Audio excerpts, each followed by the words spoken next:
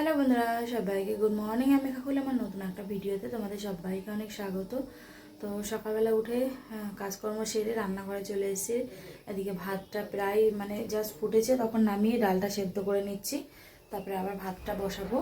আর আজকে বেশি কিছু করব না, কদিন ধরে এই মাছ টাছ অনেক খাওয়া হচ্ছে। তো আজকে শুধু ডাল আর ভাজা করব। তো ডালটা সেদ্ধ বসালাম, একটু ভাজাটা কেটে নিই। ছোটো ছেলে গেছিলো পড়তে, পড়ে আসলেই মাত্র। আর বড় ছেলে গেছে মাঠে খেলতে। আমি সকালে কিছু খাইনি, একটুখানি খেজুর নিয়েছি, খেজুর খাবো এই যে। আর এখন কিছু খেতে ভালোও লাগে না, চা ফা তো খাই না, চাটা তো অনেকদিন আগেই ছেড়ে দিয়েছি।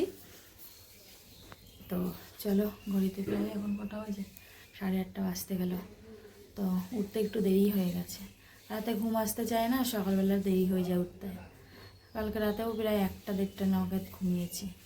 তো চলো, সঙ্গে থাকো, সাথে থাকো, ভিডিওটা দেখতে থাকো। সবজি ভাজাটা কেটে নিই, পরে আসছি। তো দেখো, এদিকে ভাত নামিয়ে এদিকে ডাল সেদ্ধ করে নিয়েছি। আজকে একটুখানি চাল কুমড়ো দিয়ে ডাল করব। আগে চাল কুমড়ো দিয়ে ডাল করলে আগে পেঁয়াজ টিয়াজ দিতাম না। তো একদিনকে একটা ভিডিওতে দেখলাম পেঁয়াজ রসুন টমেটো দিয়ে ডাল ফোড়ন দিয়েছিল। তো তারপরের থেকে ডাল ফোড়ন দিয়ে আমি পেঁয়াজ রসুন দিলে বেশ ভালোই লাগে, খারাপ লাগে না, বেশ অন্যরকম একটা টেস্ট আসে। তো এই জন্য পেঁয়াজ রসুন শুকনো লঙ্কা তেজপাতা আর 5 ফোড়ন দিয়ে ডালটা এদিকে পেঁয়াজটাকে ভেজে নিলাম। তারপর একটু নুন দিয়ে টমেটোটা দিয়ে দেবো। টমেটোটা খুব একটা পাকা না, কাঁচা টমেটোই নিয়েছিলাম, অনেক দিন ধরে রেখে রেখে একটু লাল টাইপের হয়ে গেছে। তো এই জন্য টমেটোটা হচ্ছে খুব একটা লাল না, বাস জাস্ট একটু কালার ধরছিল। তো সেটাই দিয়ে দিলাম দেখো। আর এদিকে হচ্ছে তোমার একটু নুন দিয়ে দিলাম, যাতে টমেটোটা তাড়াতাড়ি গলে যায়।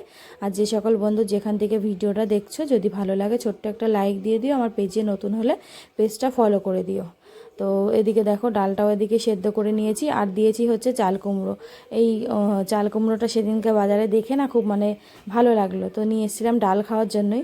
তো আবার সেদিনকে ভাবছিলাম যে না, একটু ঘন্ট করে ফেলি চিংড়ি মাছ দিয়ে। তো তারপর আবার ফ্রিজ খুলে দেখলাম যে হচ্ছে লাউ আছে, তাই জন্য চাল কুমড়োটা সেই ডালে আমার ইচ্ছাটাই পূরণ হয়ে গেল। আর এখন উঠতে একটুখানি দেরিও হয়ে যায়, কারণ এত গরমে রাতে ঘুম আসতে চায় না, ভোরের দিকে একটুখানি ঘুম আসে, আর এদিকে সকালবেলা উঠতে উঠতে দেরি হয়ে যায়। তো দেখো, এদিকে ডালটা ফোড়ন দিয়ে নিলাম। আর এদিকে এখনও ভাজা আমার কাটা হয়নি, ভাজা কাটবো। আজকে একটুখানি ডাল আর ভাজাই করব, বেশি কিছু করব না।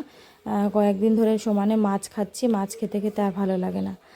একদিন মাংস হলেও পরের দিন মনে হয় যে একটু পরের দিন হালকা পাতলা কিছু খায়। আবার এদিকে হচ্ছে তোমার মাছ খেলেও তাই মনে হয় যে পরের দিন একটু হালকা পাতলা কিছু খায়।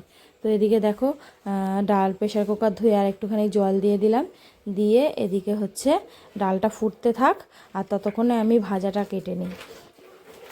হ্যালো বন্ধুরা, তো এই মতো স্নান করে আসলাম, গ্যাসটা সব বাসন টাসন যা ছিল সব মেজে নিয়েছি, নিয়ে স্নান করে আসলাম। চলো তোমাদের সাথে রান্নাবান্নাটা শেয়ার করি। আর ঘড়িতে বেজে গেছে 9:30। তো চলো, তো এখানে করে নিয়েছি ভাত, বেগুন ভাজা, আর এখানে হচ্ছে চাল কুমড়ো ধনেপাতা দিয়ে ডাল, টমেটো দিয়েছি একটু এই যে, আর এখানে করেছি আলু ভাজা, কড়াইতে রয়েছে আর নামাইনি। তো চলো, এইসব আজকে রান্না করলাম, এই আজকের মেনু। তো চলো খাওয়া দাওয়া করি, সঙ্গে থাকো, পরে আসছি। হ্যালো বন্ধুরা, তো এই মতো খাওয়া দাওয়া করে রেডি হয়ে গেছি। চলো স্টেশনে যাই, পারলে শেয়ার করবো, নাহলে বাড়িতে ফিরে দেখা হবে। তো চলো, সাথে থাকো, সঙ্গে থাকো, ভিডিওটা দেখতে থাকো। হ্যালো বন্ধুরা, তো এখন রাত বাজে 11:30।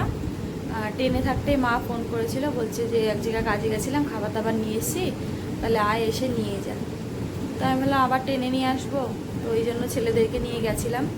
ওখানে খাওয়া দাওয়া করলাম, খাওয়া দাওয়া করে যা বেঁচেছে তো সেগুলো নিয়ে আসলাম, নিয়ে এসে ফ্রিজে ঢুকিয়ে দিলাম।